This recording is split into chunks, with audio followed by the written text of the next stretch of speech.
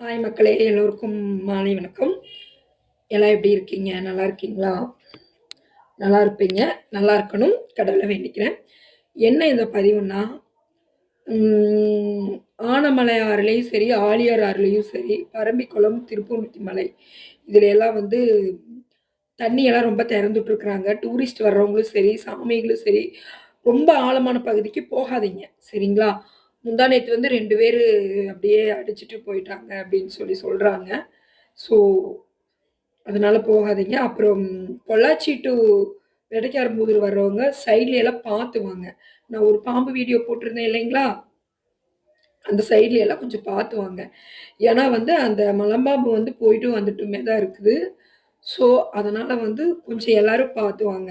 அப்புறம் இந்த தண்ணிக்குள்ளார போறவங்கலாம் வந்து கொஞ்சம் பார்த்து இறங்குங்க. பார்த்து போங்க. டூரிஸ்ட்டா இருந்தாலும் சரி. நானே முந்தா நேத்து கோயிலுக்கு போயிட்டு அங்க ஆத்துக்குள்ளார இறங்குனேன். ஆனா நான் எப்பவுமே ஆழமான பகுதிக்கு நான் போமாட்டேன். ம் மேலால தான் இறங்குனேன். அதுக்குள்ளேயும் கூட வர்றவங்கலாம் கத்துனாங்க. அதனால மேல ஏறிட்டேன். ஸோ வந்து என்னன்னா, தயவு செய்து சொல்றேன். ரொம்ப ஆழமான பகுதிக்கு போய் குளிக்காதீங்க. மேலாலேயே மக்கு வாங்கி வச்சுக்கங்க. மக்கு வாங்கி வச்சு அப்படியே நெறைய கல்லுகள்லாம் இருக்கு. தண்ணியெல்லாம் எடுத்து ஊத்திக்கலாம். மாசாணியம்மன் கோயிலுக்கு பின்னாடி வந்து அந்த மாதிரி எல்லாம் ஒரு ஆப்ஷன் இருக்கு. அப்புறம் ஆனமலை, பெரிய ஆறுல போய் குளிக்கிறவங்கலாம், பெரிய ஆறுக்கு போறவங்க, ஆழியார் போறவங்க, பரம்பிக்குளம் டேம் போறவங்கலாம் தயவு செய்து சொல்றேன். அந்த இருந்த நீர்வீழ்ச்சியில வந்து நிக்காதீங்க. அதிகமா நிக்காதீங்க. தண்ணிக்குள்ளார போய் குளிக்காதீங்க. ரொம்ப ஆழமா போய் குளிக்காதீங்க. இன்னும் நெறைய பேர் டூரிஸ்ட்டு லீவுக்கெல்லாம் வருவீங்க. குழந்தைங்கலாம் பார்த்து வருவீங்க. பார்த்து சேஃபா வாங்க. வண்டி ஓட்டுறவங்க, வர்றவங்கலாம் அந்த சைட்ல ஏன்னா அந்த பொள்ளாச்சியிலிருந்து ஆனமலை வர அந்த வழியில அந்த ரயில்வே கேட் கிட்ட லைட்டே இல்ல.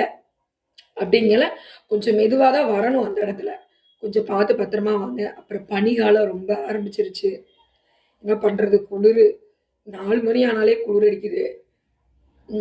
தண்ணி மேக்ஸிமம் சுட வச்சு குளிங்க. சுட வச்சு குடிங்க. அப்புறம் சுட வச்சு இது பண்ணுங்க. காலையில 4 மணிக்கு எந்திரிச்சு கோயிலுக்கு போறவங்கலாம் மேக்ஸிமம் தண்ணி சுட வச்சுக்குங்க. எப்பா சரியான பனிப்பா! உங்க ஊர்லலாம் எப்படின்னு தெரியல. இங்கலாம் பயங்கரமான பனி.